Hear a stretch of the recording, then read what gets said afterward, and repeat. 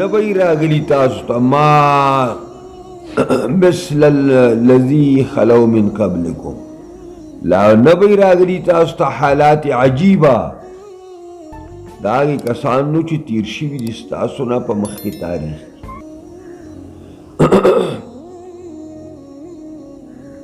چې په مسلمانانو باندې څه شی نه و شوي، مستهم البأساء دا هغې بیان دی، رسیدلی و مسلمانانو ته لږې او تندې،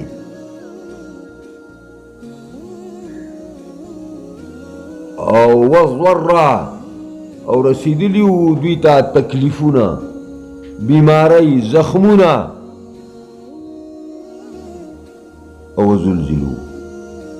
دا مسلمانان به داسې اجړه کولی شو،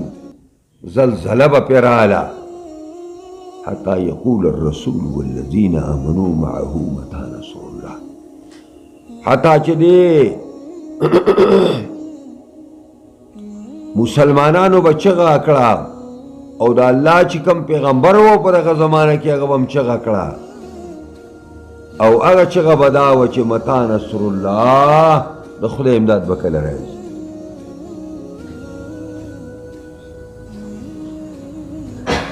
نو جواب براغې الا ان نصر الله قریب، خبردار د الله امداد نږدې دی، د الله امداد نږدې دی. روایاتو د حدیث کې راځي چې حضرت خباب ابن عرطه رضی الله تعالی عنه د یو جماعت د صحابو سره د پیغمبر خدا دربار ته راغله. نبی علیہ السلام د بیت الله شریف سوری ته خپل صادر ځان ته تکیه کړی دی او ملاست کېناست. یا رسول الله ته الله ته سوال نه کوي چې دا مشرکان موږ سره کم زیاتی کوي، د دې امن په ښار کې را سره زیاتی کوي، ظلمونه را سره کوي، ته موږ ته اجازت نه کوي چې موږ خپله دفاع وکړو. نبی کریم صلی الله علیه وسلم ورته وفرمایل چې ملګرو زه خو داسې یو معاشره قایمول غواړم چې په هغې کې به د صنعا د یمن نه یو سوره زنانه په اوښ باندې راځي او د توی قبیلې په دې کندو او خوړونو کې به خیږي او کوزیږي د شپې او د ورځې، او سوا د الله نه د بل چا نه به نه یېرېږي، او نه به یو شپنکې په خپلو ګډو باندې د شر مخ نه یېرېږي، او داسې معاشره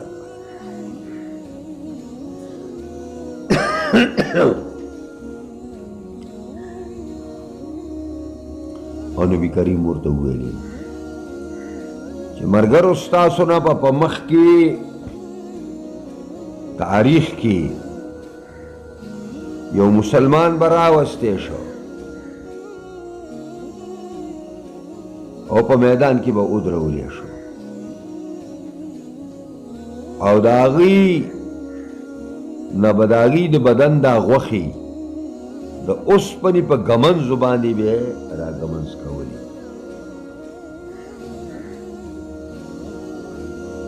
یو مسلمان به راوستی شو او پرې سر باندې به ولاره کېښوده او لاندې پورې به دا کو،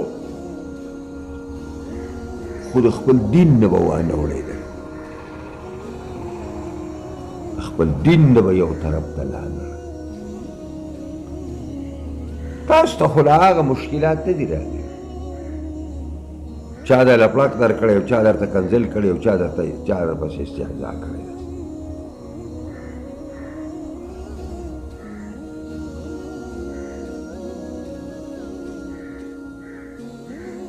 عدی بن حاتم رضی اللہ تعالی عنہ یہ بخاری حدیث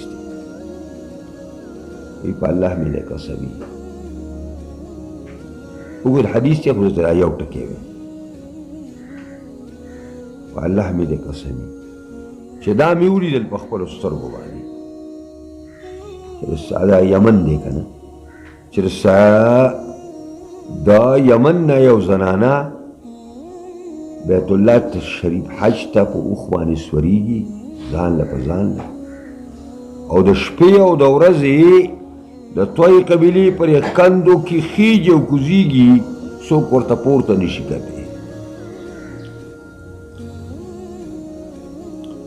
او حضرت عمر رضی الله تعالی عنه په خپل دور خلافت کې د هغې دا طریقه وه چې د شپې به هغې ګش کو ځان له په ځان له به ګرځېده نو بار راوتی دی لار کې ناست دی ډېر ناوخته دی اوښ را روان دی څوک پې سواري دي چې رانږدې شنو حضرت عمر ورودانګل او د اوښ دا مهاري ونیو چې څوک چې په دې وخت باندې روان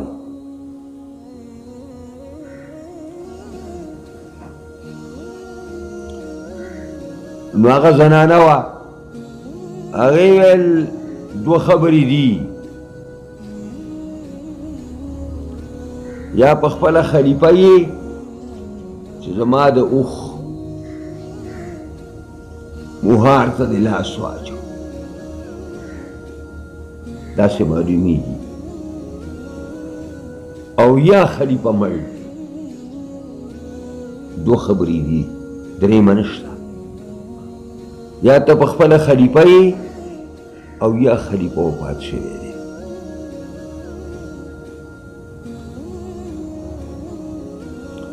حضرت عمر رضی الله تعالی عنه پړی پرېښو او فوراً د لارې نه ډډې شو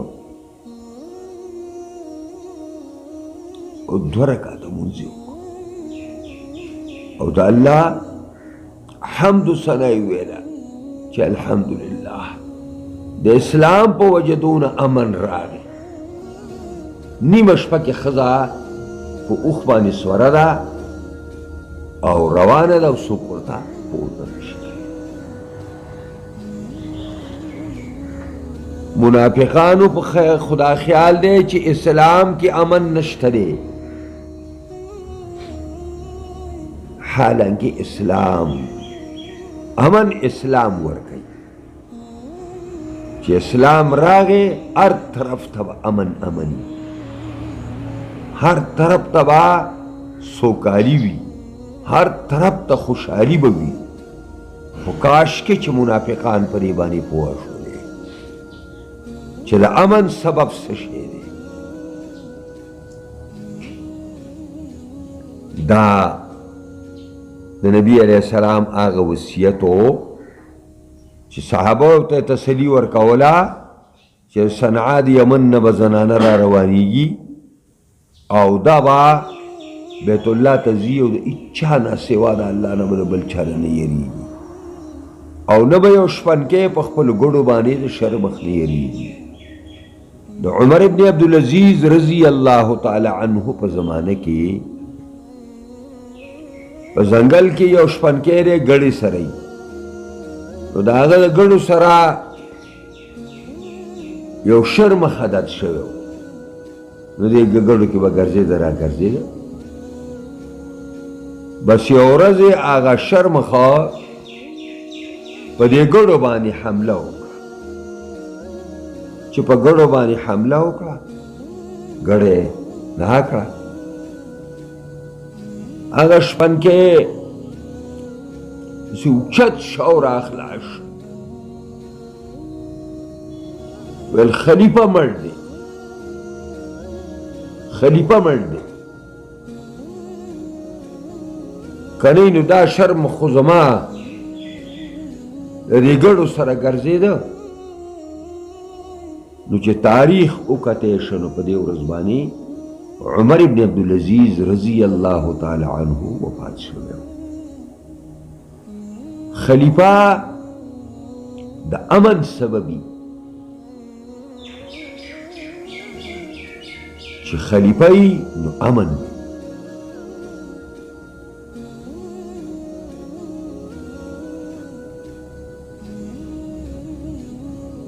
دی اسلام ته خلک د دهشتګردۍ مذهب وایي. دهشتګردۍ زامنو دهشتګردي خو دې ته وایي چې سړی کفر کوي، سړی شرک کوي. دهشتګردي خو دې ته وایي چې سړی د مسلمانانو د هلاکولو دپاره تیاری کوي، مسلمانان وجني، د مسلمانانو ځمکې او پټي او ملکونه راګیرئ. دهشتګردي خو دې ته وایي. دا دهشتګردي ده. غټ دهشتګر خو هندو دی چې زما او ستا خویندې میاندې او وروڼه په کشمیر کې ورشه د هغوی څه حالت دی، او دا زمونږ چاپلوسان هغوی ته دغه کوي چې به دا ماضي به یېره کو، نور به خپل دغه کو. ماضي به څنګه ته یېره کې ماضي د بېایمانۍ سره څنګه به ته ماضي یېره کې. د دغه اقوام متحده په فیصلو باندې کشمیر زمونږ دی چې هغوی دا هغه چارټر دا اوس هم دا لګېدلی دی چې په بر صغیر کې په کوم ځای کې مسلمانانو اکثریت دی دا به پاکستانی صحیح، او کوم ځای کې هندوانو اکثریت دی نو دا به د بھارتي صحیح. اوس نو هغوی 1 کروڑ هندوان راولي دغه ته کشمیر ته چې خپل اکثریت هلته ثابت کړي.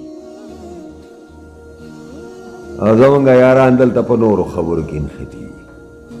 په اقتدار باندې جګړې دي او په اقتدار باندې جلوسونه دي او جلسې دي. د اسلام دپاره چا جلسه ونه کړه او جلوس یې ونه کړ. ام حسبتم ان تدخلوا الجنة ولما ياتكم مثل الذين خلوا من قبلكم مستهم البأساء والضراء وزلزلوا حتى يقول الرسول والذين آمنوا معه متى نصر الله. کله به د خدای امداد راځي او دا د خدای شان دی چې کله مسلمان قوم انتهایی پسپایی ته لاړ شي او انتهایی تکلیفونو سره مخامخ شي، نو الله رب العزت امداد په جوش کې راشي او الله د مسلمانانو دفاع وکړي. الا ان نصر الله قریب. دا هرې کربلا نه رستو الله رب العزت اسلام بیا راوچتوي. اسلام کې دا مسله ده چې څومره دباوي نو دی به انشاءالله خبره پورته کیږي.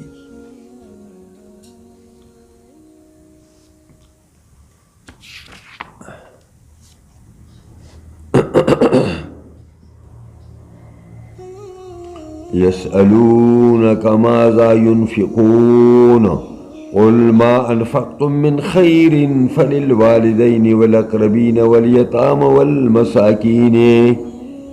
وابن السبيل وما تفعلوا من خير فإن الله به عليم. دا اللہ رب العزت فرمائی تپوس کئستانا ماذا ينفقون سشے خرچ کو منگا منگ سخرچ کو دا اللہ پلار کی. قل ما انفقتم من خیر نو قرآن جواب ورکا چی خرچ کول بجا خپل خشه خو ډیر بهتر دار چې په چای خرچه مال خو ډیر خلک خرچ کوي خو بے ځای خرچ کوي. نو جواب کې دا رااله چې زینې ورته وښودل چې دې خلکو له ورکوي دې له ورکوي. یسألونک ماذا ينفقون تپوس کئستانا چې څه شی خرچ کو منګا قل تو ورته ووایه ما انفقتم ارس چې خرچ کوئ من خیر د سمالنا د مال اطلاق دا په خیر باندې اوم کی.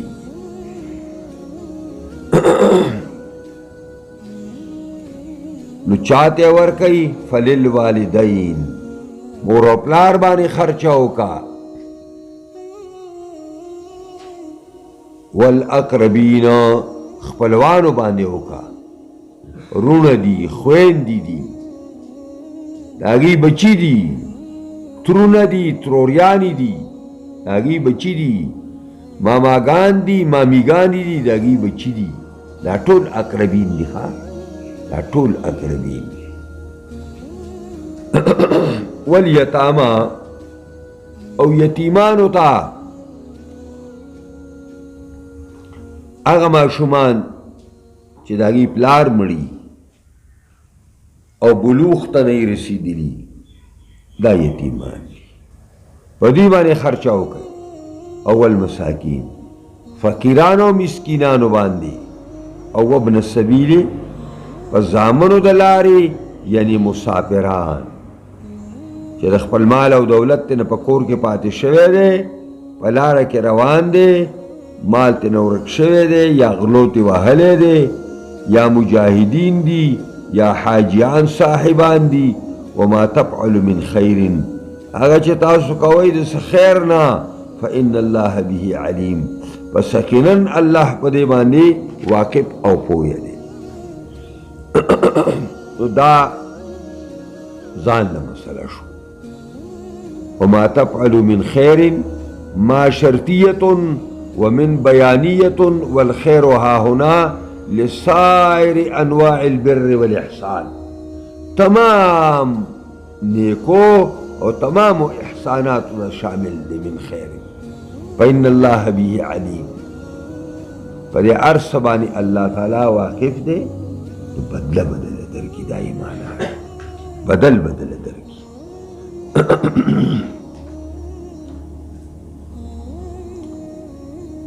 دا كتب عليكم القتال وهو كره لكم وعسى أن تكرهوا شيئا وهو خير لكم وعسى أن تحبوا شيئا وهو شر لكم والله يعلم وأنتم لا تعلمون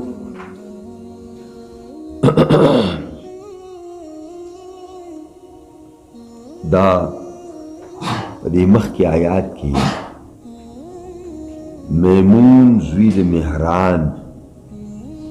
وی آیات لستو چې یسألونک ماذا ينفقون نو بیا یو فرمایل هذا مواضع النفقة دا د خرج زیندی ما ذکر فيها طبلا ولا مزمارا ولا تصاوير الخشب ولا كسوة الخيطان میمون رحمه الله دا ډیر بزرگ عالم تیر شده دی میمون رحمه الله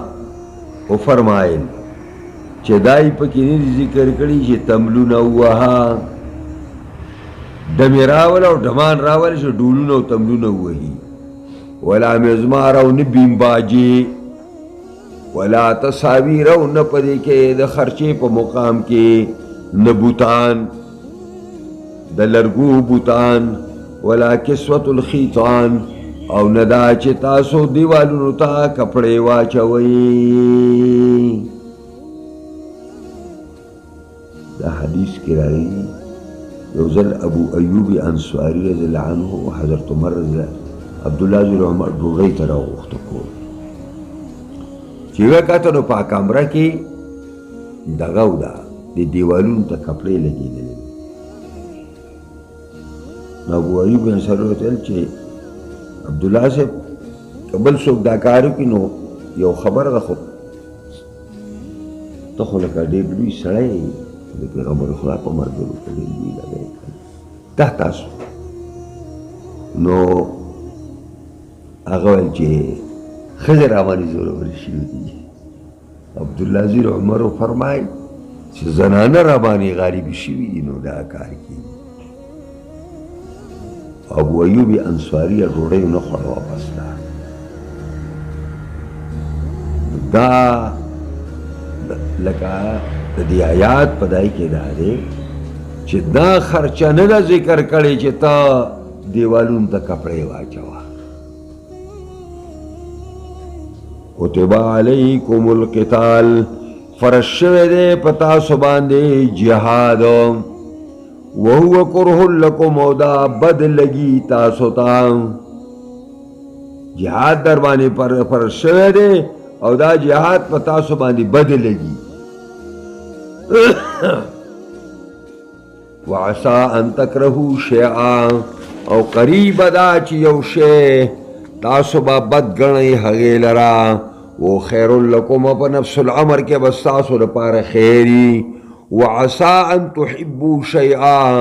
او ډېر کرتا تاسو به محبوب ګڼئ یو شی، وهو شر لکم، او بس تاسو لپاره ډېر ناکاره وي. والله یعلم وانتم لا تعلمون، الله پوهیږي او تاسو نه پوهیږئ. نو د کتبه معنا پوریزه ده، پوریزه فرضا مؤکدا کأن حتی لکأنه مکتوب کتابا. قتال الکافرین بجهادهم حتی یسلموا ویعطوا الجزیه، کفارو سره به جنګېږئ دا یې پورې چې دوه خبرې وشي،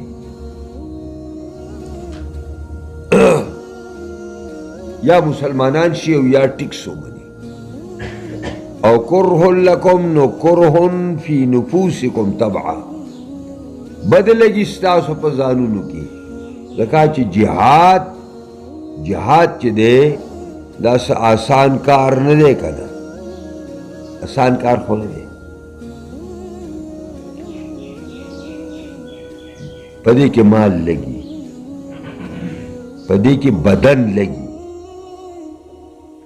په دې کې مشکلات راځي، په دې کې شهادتونه راځي. دا خو آسان کار نه دی که نه. دا وایي چېرته یو سړی هم د پیري سره اشنایي ساده شوی و، وایي هغه پیري ورته ویل چې څه شی دې خوښ دي؟ هغه ویل غوښه مې خوښه، غوښه. نو چې هغه پیري به هغه ته وکاته قصاب ته، نو هغه به چاړه راویسته، نو دا کش کش به یې کول. نو هغه به ورته ویل ټیپرو والا باندې نه ورځم، هغه به ویل نه که نه غوښې ته مې شوق شوی، هغه ویل نه په دې ټیپرو والا باندې به ورشم. پیری هم په دې پیږي چې چاړه او تبر ته ټینګېدل ګران کار دی. نو انسانی طبیعت داسې دی چې دا په هغه باندې بوج سازیږي، بوج. او د وخت نه هر یو مخکې وایي چې خالدې مزه، دا خو دا عامه خبره ده.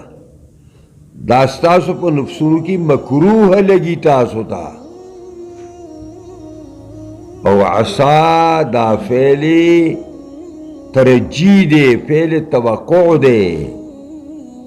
مانا دا دا چې تاسو ته به یو شی بد لګي، خو په نفس الامر کې به تاسو لپاره خیر، یو شی به تاسو ته ستاسو نفسونو ته ډولې لګي، خو به د هغې نتایج به ستاسو لپاره مهلکي. جهاد دغسې دی، جهاد چې دا خو تاسو ته بد لګي ځکه چې په دې کې ظاهر کې تکلیفونه دي، مشکلات دي، خو ستاسو لپاره جهاد خیر ځکه دی چې کفر به مزمحل او کفر به چې کوم دی مغلوب شي، کافران به مغلوب شي، تاسو ته به امن حاصل شي. او که ته د اول نه وی چې زه په امن کې په خپله کوټه کې کښېنمه، نو دا کافر به ستا د کوټې ته هم په تا پسې راتلی شي.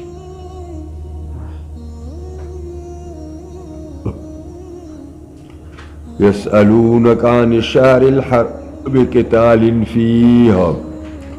قل قتال فيه كبير وصد عن سبيل الله وكفر به والمسجد الحرام وإخراج أهله منه أكبر عند الله والفتنة أكثر من القتل ولا يزالون يقاتلونكم حتى يردوكم عن دينكم إن استطاعوا ومن يرتد منكم عن دينه فيمت وهو كافر فأولئك حبطت أعمالهم في الدنيا والآخرة وأولئك أصحاب النار هم فيها خالدون. إن الذين آمنوا والذين هاجروا وجاهدوا في سبيل الله أولئك يرجون رحمة الله والله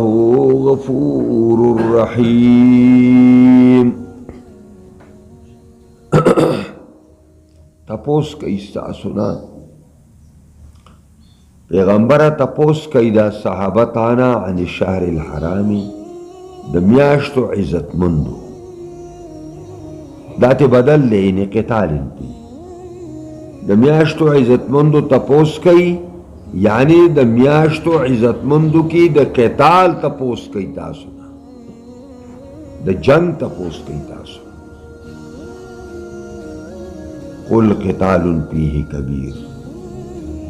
وایا جنگ پدی کے ډیر لویا خبره ده لویا گناہ ده. وصد عن سبیل اللہ بندیدل د لارې د الله نه وکفر به او کفر کول د الله په دین باندې والمسجد الحرام او دارنګي بندول د مسلمانانو د مسجد حرام نه و اخراج اهله او رئیستل د اسیدونکو د حرمنا منه د حرمنا اکبر عند الله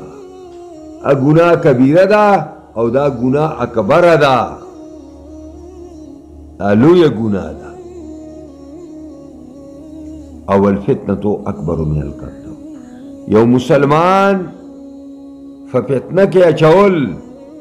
او دوباره کافر کول دوباره مشرک کول دا ډېر لوی دی د وجلو دی مسلمان نه چې مړی کیږي. ولا یزالون یقاتلونکم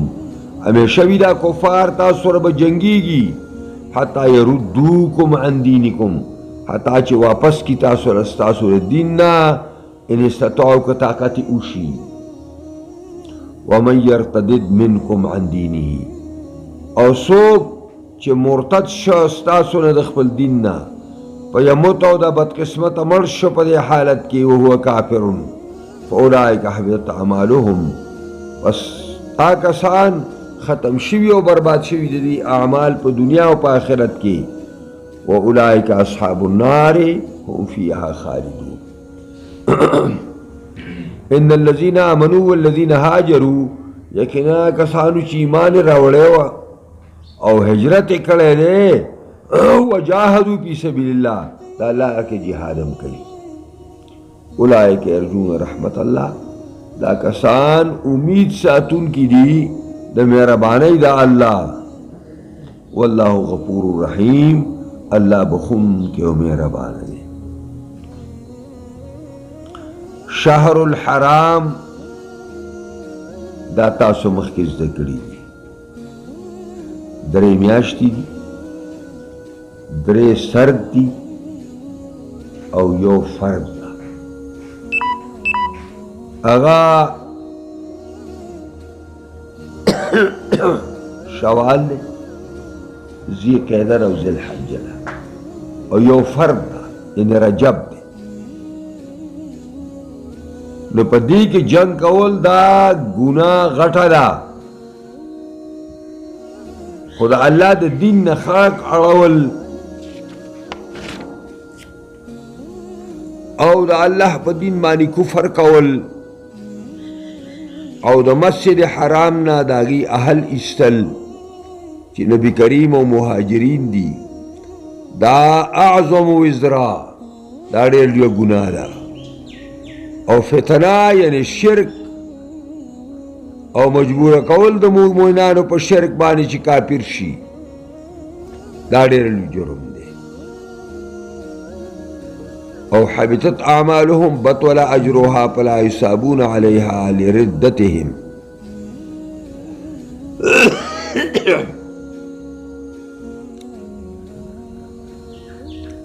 हाजरू तरकू दियारहुम खौफ अलफितनते वल इस्तिआदी फी ज़ातिल्लाह। असल वाक़ियात दाऊ चे नबी करीम सल्लल्लाहु अलैहि वसल्लम यौ सरिया उलेगला पर क़ियादत दा अब्दुल्लाह इब्न जहश रज़ी अल्लाह अन्हु के अगा बत्न नखले था। बत्न नखला में मके इता नज़दीज़े थे यतअर्रफ़ु अला अहवाल कुफ़ार दो कुफारो द हालातों द बयानोल द पार मालूमोल द पारा दा यौ सरिया उलेगला। अब्दुल्लाह से वो दागा मरगिरी लाड़ल और मिलाव शू यो कापेले द कुरैशु सरा फ़क़ातलूहुम अकसानी वजल फ़का झगड़े उकड़ा न फ़क़ातलू मिनहुम रजुलन यो सड़े ते मड़क युदआ अम्र इब्न अल-हज़रमी व असिरू इसने ये द्वे कैदियान कर व खजुल ईरा और काफिले टोल पखपल लाश के वागिस्ता और आल मदीनी था। वकान ज़ालिका फी आखिर यौम मिन जुमादी सानी दार जुमादी सानी आखिरी रज़वा वही अव्वल लैलत मिन रजब हाल दादे ज़्यादा रजब बनिश पावा ज़बरगी में आश्ते अला बस यो लो या हंगामा पोरता शो चिखा दा पैगंबर और दी मरगरी खुद ज़बरग म्याश्तो दा इज्जत ऐलानू न कई और पखपला बानी जमंग सड़ी ज़बरग म्याश के मड़क काफेले लुट दा संग चल दा न कुरान नाजिल शो। हालांकि सहाबती रूती अगी ख्याल दानो ची गंदिदा दरजा बड़ू मनिश पदा नो अल्लाह रब्बुल इज्जत वर्ते वेरी दा तासो दोमरा प्रोपेगंडा साजवई और दोमरा खबरम उगदा कला नो दिन खलूली गुनाहुन तासो नोर कवई दा तासो ची मुसलमानान पाजाबवई और दा मुसलमानान पर कुफर बानी मजबूर कवई और तासो जनाबी किराम दा तासो पर हिजरत बानी मजबूर कड़ी दी और अल्लाह रे कोरम रईसली दी नो दा गुनाह खो गठा दा खुस्तासो गुनाह खुद आगे ना अज़मरा संगला तासो मंगता दा खबर रावलांदी कव यो दा खबर कवई दा जवाब शदागा एतराज और दा पूरे पगांडे और दा एतराज अरसंग चो खुजदा मदीनी तरह रसेल को मदीनी के लो या हंगामा मुनाफिकानो और यहूद खुरा कला और साहबा खपशू चिकम कसान पर अगर सरिये क्यों और लोए दलगिरे शू अल्लाह रब्बुल इज्जत जवाब राउलेगा चे दा सेनदा द्विच सिकड़ी दा अगर दे नड़े ज़्याद जुल्म दे और ज़्यादा बेइंसाफी दा फ़कत नज़रत पे अब्दुल्लाह इब्न जहश व अस्हाबिही तमन्नहुमुल्लाहु अला अन्नहुम गैर आसिमीन लिक़ितालिहिम फी शहरिल हराम। अगिल अल्लाह इत्मीनान वर्का चना मखपा के गई तास न ये गुनाहगार व जंग के पाशरुल हुरम के कमा शन्ना अलैहिम अन्नास बिज़ालिक व इन्नहुम यरजून रहमतल्लाहि अल जन्ना व इन्नहु तआला गफूरुन लिज़ुनूबिहिम रहीमुन बिहिम व ज़ालिका अला अन्न ईमानहुम व हिजरतहुम व जिहादहुम फी सबीलिल्लाह तास खुदरे अहम कारुना कई पश इस्लाम के इन्नल्लज़ीना आमनू वल्लज़ीना हाजरू व जाहदू फी सबीलिल्लाह यरजून रहमतल्लाह वल्लाहु गफूरुर रहीम। दा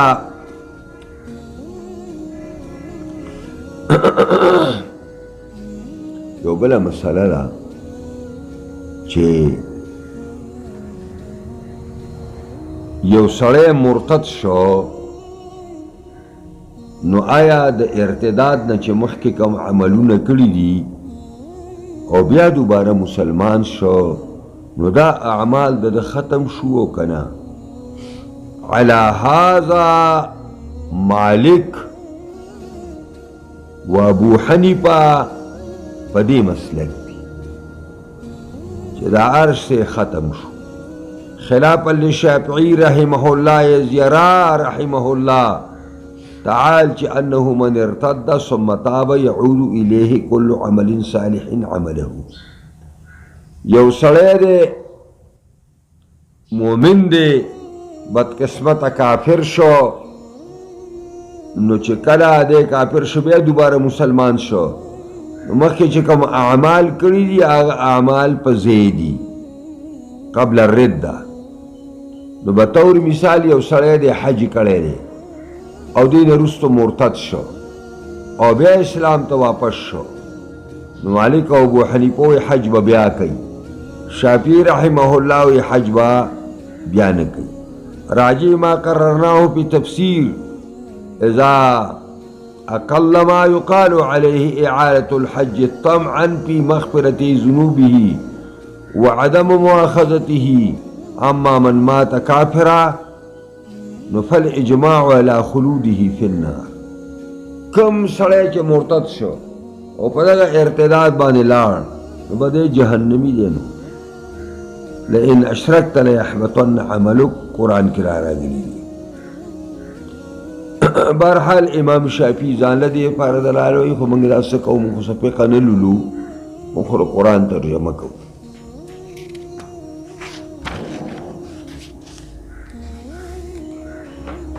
يسألونك عن الخمر والميسر قل فيهما اسم كبير ومنافع للناس واسمهما أكبر من نفعهما ويسألونك ماذا ينفقون قل العفو كذلك يبين الله لكم الآيات لعلكم تتفكرون في الدنيا والآخرة ويسألونك عن اليتامى قل إصلاح لهم خير وإن تخالطوهم فإخوانكم والله يعلم المفسد من المصلح ولو شاء الله لأعنتكم إن الله عزيز حكيم. دا الله فرمائی يسألونك عن الخمر تپوس کئستانا د شرابو په باره کې. عربو د جاهلیت په زمانه کې په دې ټولو ګندګو کې پراته شرابونه بس کلی کېدل. والمیسر او دارنګې تپوس کئستان د جوارۍ په باره کې. یاره جي دا خمر څنګه شی دی دا شرابو او دا جواری؟ نو دا الله شان دا دی چې کوم حکم الله راولي دا په تدریج باندې راولي په تدریج باندې. ځکه که اول نه داسې چې شراب مس کوي بس بیا خو خبره ختمه وه بیا به چا منلی او چا به نه منلی. نو دا هر یو کار چې الله کوي نو دا په تدریج سره کوي. تدریج معنی دا ده چې دا ړومبی آیات راغی چې تپوس کئستانا د شرابو د جوارۍ په باره کې قل فیهما اسم کبیر ووایا په دې دواړو کې ګناه لویه ده خو منافع للناس پیدې هم پکې شته پیدې هم پکې شته. وان اسمهما اکبر من نفعهما خو ګناه د دواړو ډېره لویه ده د پیدې د دواړو نه. نو ګورئ دا یو طرف ته پکې ګناه ده او بل طرف ته پکې فیدې دي. په شرابو کې خدا پیدا راچي په دې کې به تجارتونه کوي په یو بل باندې به خرڅوي او د شرابو ځان له یو نشه ده او پای کې ځان له یو دغه دي یو قسم له سرور به ورته حاصلیږي، خوشحالي به ورته حاصلیږي، د دنیا دا غمونه په دغه وخت کې کمیږي. دا ټول منافع دي په شرابو کې او په جوارۍ کې هم دا منفعت دی چې بیډزه بیډوزه په یو تری چک کې به تا ته په قودې روپۍ راشي، نه به دې پې ګوټ کړی او نه به دې چاري کړي او نه به دې تکلیف کړی او شی به ستا لاس ته راشي. دا خو منافع للناس دی. خو الله فرمایل چې مسلمانانو ګورې ګناه د فایدې نه غټه ده، نو په دبي الفاظو باندې دا وویلي چې مې کوئ. بیا رستو حکم راغی، حضرت عمر رضی اللہ تعالیٰ عنہ فرمائل خدای منگا تا یو شافی کافی فیصلہ پا شرابو کی راو لے گا. نو بیا اخیری براشی بیا اگا فیصلہ داوا چی دا فجتنبوه، دار شیطان گندگی دا ذاتنا اساتی. وَيَسْأَلُونَكَ مَاذَا يُنْفِقُونَ، تپوس کئستانا سشے خرچ کی دوی، قُلِ الْعَفْوَ، وایا زیاتی شے خرچ کئی، چه کم دا نزیاتی دیگا خرچ کئی. دا پا قرآن کی بے شمار زیر آگلے دی، او دا حادار زکاة دا فریضی نمخ کیو چه تانا ستار بچونا ستار زناننا کم شیم تاثر پالتو شو دا اللہ پلار کے ورکا.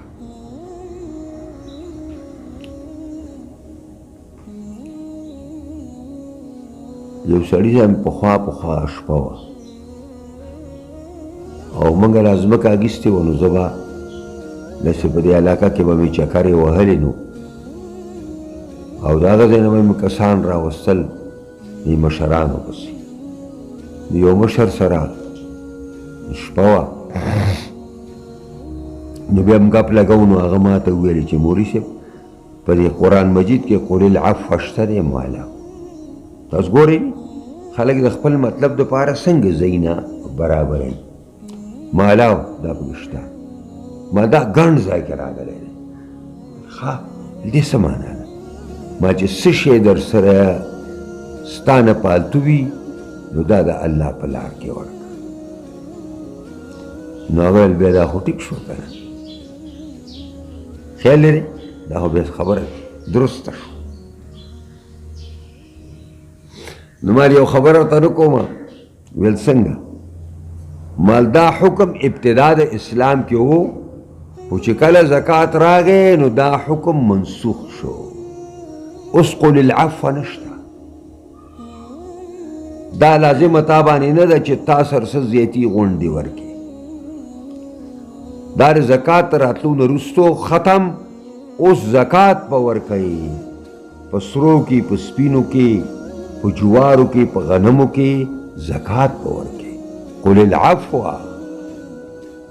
تکسی کذالک یبین اللہ لکم الآیات، بیانی اللہ تاسو ته آیاتونه د قدرت لعلکم تتفکرون فی الدنیا والآخرہ، دې لپاره چې سوچ وکئ په دنیا کې چې دا پانی ده، دا په دومره انداز باندې دی پسې منډه وال غواړي چې ګزاره دې پکې کېږي او ژوند دې پې تېرېږي. ځکه دنیا به هم ترکوي نه، ځکه چې دنیا کې به ځان له ګټه وټه دې لپاره کې بغیر د خو انسان ژوندی پاتې کېدی نشي. او دارنګې سوچ پکې په آخرت کې هم چې آخرت باقي دی، نه ختمېدونکی دی، اصل کار د هغې دپاره پکار دی. ویسألونک عن الیتامی، تپوس کئی ستانا د یتیمانو په باره کې. قلت اصلاح لهم خیر، اصلاح لټول د یتیمانو دپاره ډېره غوره ده.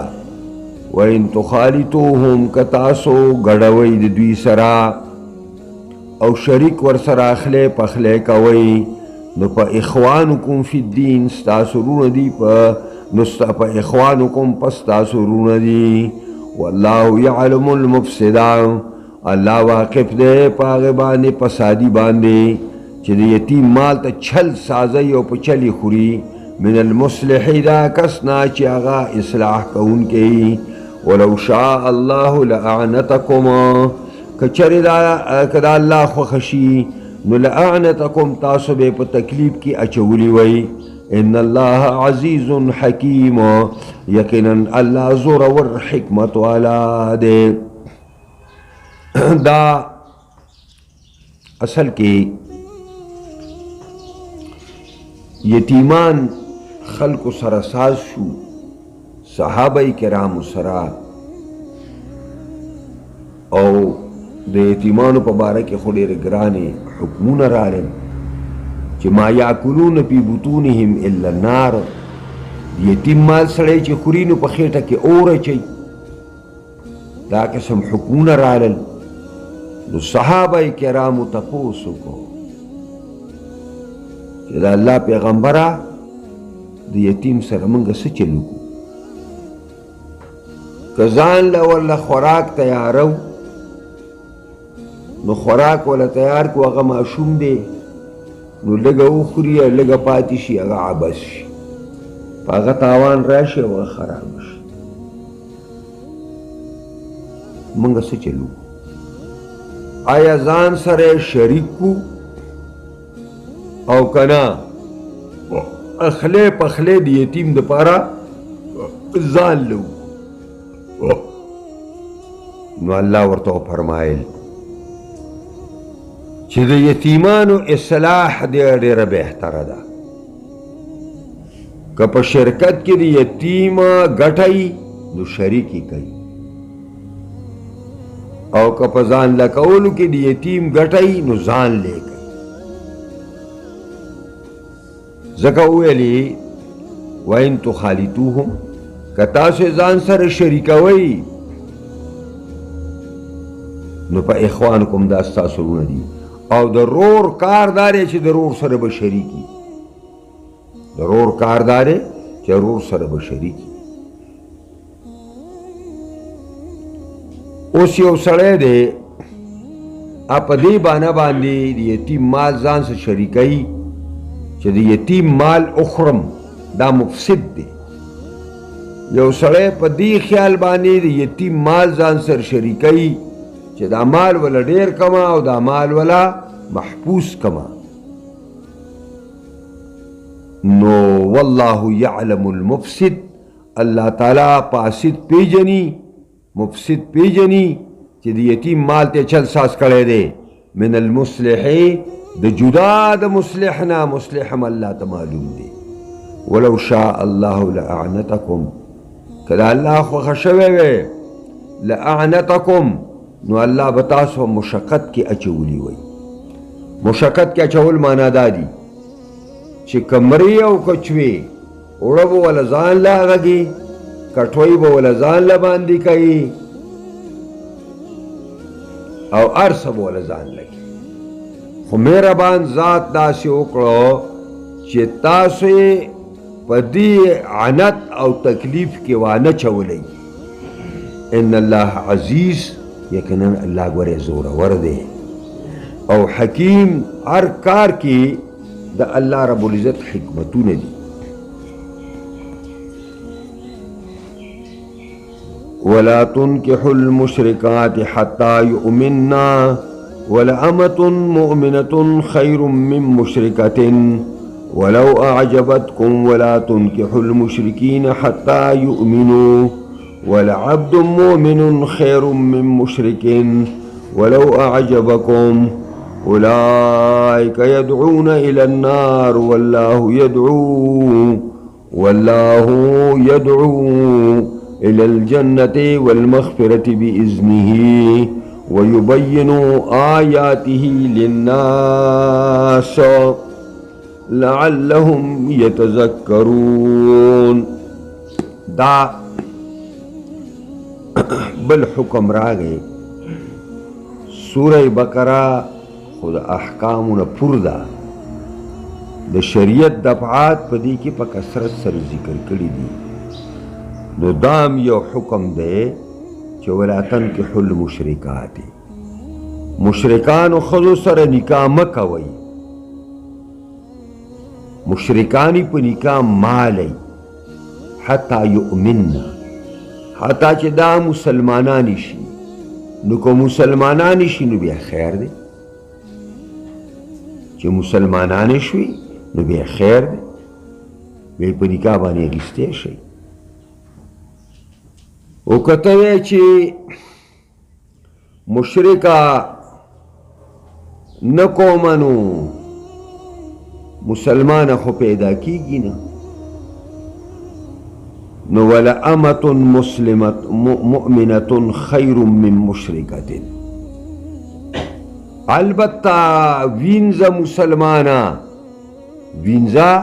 مسلمانه ډیره غوره ده د مشرکې نه. ولو اعجبتکم، اگر که د مشرکې جمال، دول، مال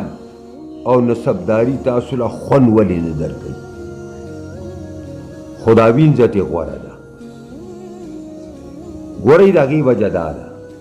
چې ستا د بچو به دا موري او اوله معلمه په کور کې د وړو دپاره مور ده. نو دا به ستا مور ته څه شی ښیي؟